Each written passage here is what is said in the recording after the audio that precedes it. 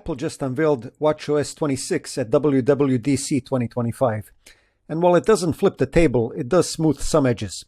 Think of this update as a refinement rather than a reinvention. But don't get your hopes up. There really isn't that much to get excited about. Let's start with the new look. Apple calls it liquid glass. It's not a total redesign, but the interface should feel a little softer and more fluid.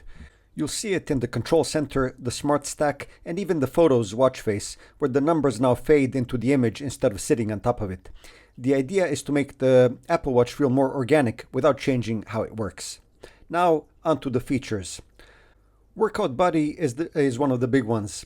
It gives you real-time audio feedback based on your workout history. It might remind you that you've already hit a weekly goal, for example, or it might just offer a motivational nudge.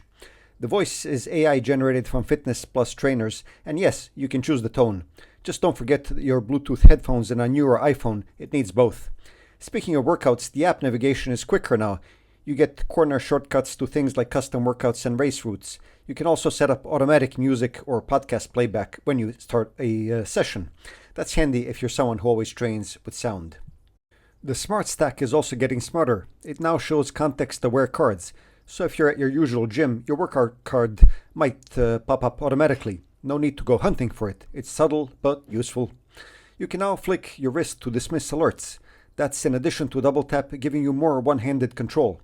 The watch also adjusts speaker volume automatically based on how loud your surroundings are.